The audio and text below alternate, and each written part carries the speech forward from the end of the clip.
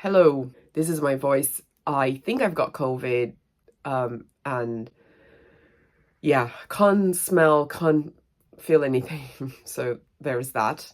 After the most amazing trip to Ireland, I had a blast.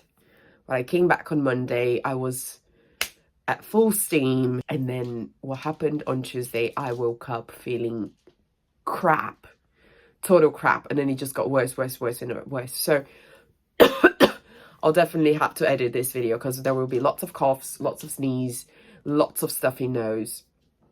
But I decided that was the best way to talk about my latest text on Substack, or an essay. I still find it very hard to say essay because I think kind of academically, and I think like, essay, is this really an essay? But I think it has been a challenging week because I had a lot on my mind when I came back from Ireland, lots of ideas, and I had to put a hold on that simply because I just can't. I'm feeling fatigued. I'm feeling wiped out, quite frankly. So yeah. Well, my time in Ireland was very interesting. So yeah, if you're new to this channel, yes, I have two YouTube channels. You must be so confused. I have two of everything. And I decided to start anew on this YouTube channel because I only want to speak English. It's a different part of me. I don't want to talk, even though I am an English teacher, that's not my only identity. So yes, I'll be talking about teaching, but I think I'm more than that, and that's what I want to discuss here on this channel. So starting with, the rumor has it that Galway is better than London or Dublin to make and save some dosh. If you don't know, dosh in British English is money. In British slang is slang. I don't know if you know, but I've already lived in Galway before. Everything started for me. Phase two of my journey trying to move to the UK started in Galway. I was an exchange student in Galway. I was studying English, and I planned on staying there for a while, and then I got the scholarship, and I moved to England in 2017, in October more precisely. But then I had this experience of living 4 to 5 months in Galway, and I loved it, despite the weather. Yeah, the weather is pretty shite, but I absolutely loved it. I think the Irish are friendly, at least friendlier than the British. And I don't know, there is some cozy, warm feeling about Galway, and I really miss that. I really miss it. I think I've never felt this way here in the UK. I feel different things when I'm here. I feel like my home is here, obviously because I've lived here for 8 years. But again, there is a cozy feeling, a cozy thing that you feel, lots of feels. Yeah, sorry, for someone who is very good at vocabulary today, I'm definitely not on my best day. But yeah, and then I was really happy because I was staying there at a friend of mine, at the house of, at my friend's house. It's a house share, so she shares the house with 3 other people. They live in Salt Hill, and the first day that I arrived, it was scorching hot. So I was really lucky in that regard. But the most interesting thing I've noticed is when I started talking to not only these friends of mine, but other people, and they all said very similar things. They said that Galway is a nice city to save money. So they said, they said that if you have an entry-level job, and if you do some moonlighting, if you have another gig, if you have a job on the side, you can perhaps earn another 500 euros per month. But Galway is not cheap. It's not a cheap city, not in my opinion. I was there, and I was thinking, Jesus Christ, I went to do some grocery shopping, and prices are very similar to London. But then it's funny because, again, I talked to a friend of mine who lives in London, and I said to her how much I was spending. I was spending around, I don't know, 45 euros per day, like eating out. And she was like, no, in London, you would easily spend like 60 euros. And yeah, maybe she's right, because I don't live in London, right? I live in Essex. So, and again, I was cooking at home a few days, but I spent 7 days there. So some days, the first day, for example, I just didn't want to cook. Just wanted to go somewhere, grab a nice coffee, especially because Galway has some very nice places to eat. So if you are a foodie, I promise you, trust me on this one, you're going to love it. And then I seized the opportunity to have some nice grub. But the thing is, I know there is a housing crisis in Ireland as well. Rent is incredibly, incredibly expensive. So even though you can save money, you might also spend an extortionate amount to pay rent. So I don't really know. This is all very, I don't know, it's not any scientific data, what I'm sharing, is word on the street, rumor has it. I heard on the grapevine. That's the feeling of this video.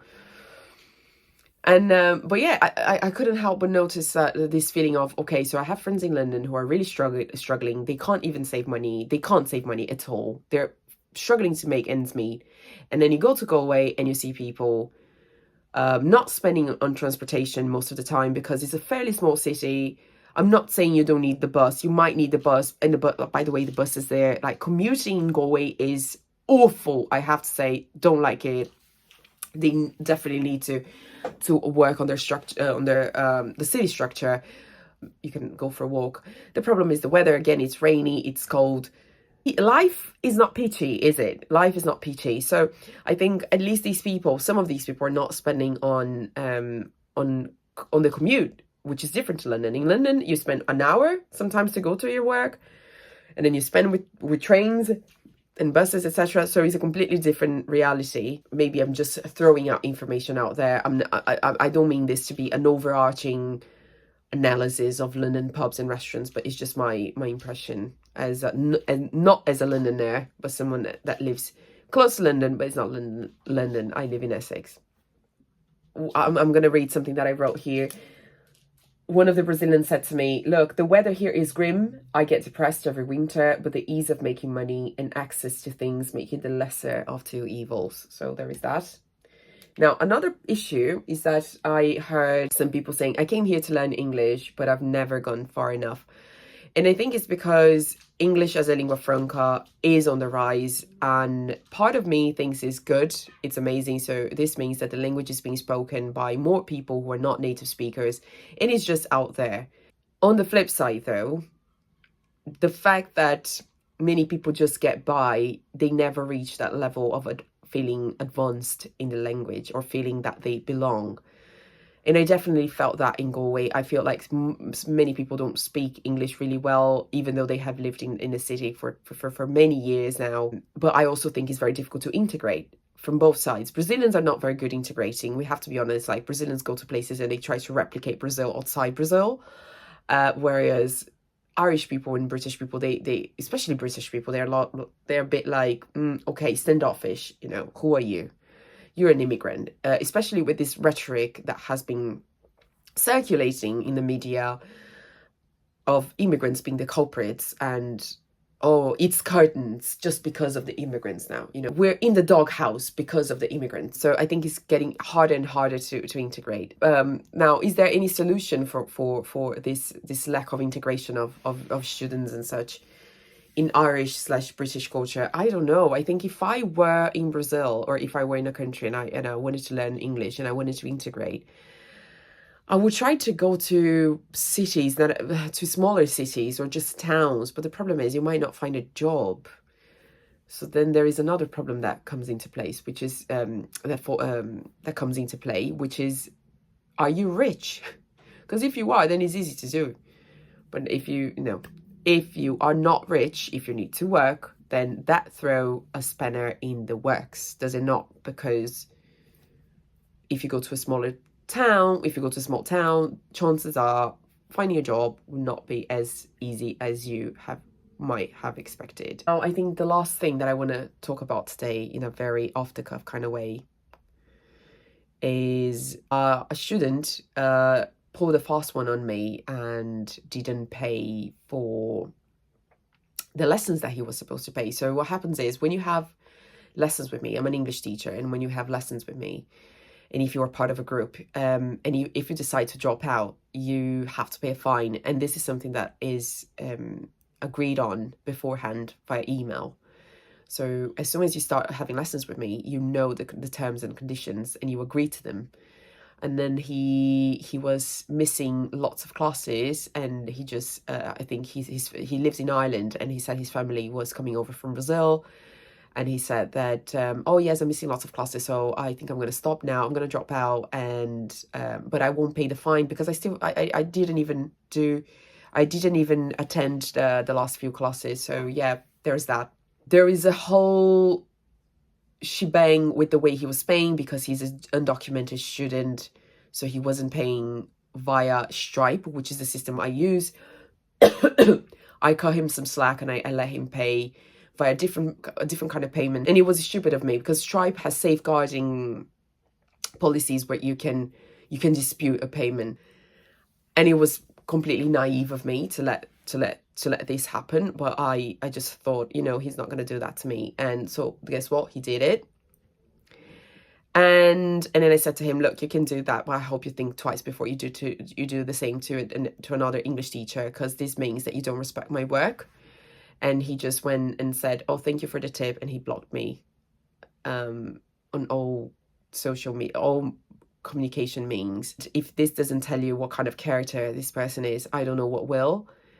And I was disheartened, and I was livid when this happened, actually. But I believe that karma will do it, will do its thing, and he's gonna get what he deserves. But this is the thing that English teachers go through. I don't think people respect how hard we work and how hard we study. And yeah, it has been a quite intense week, and I have a lot on my mind, especially about being a teacher, dealing with all different students. But I think this video is already too long, and I need to save my voice because I still have 2 classes to go.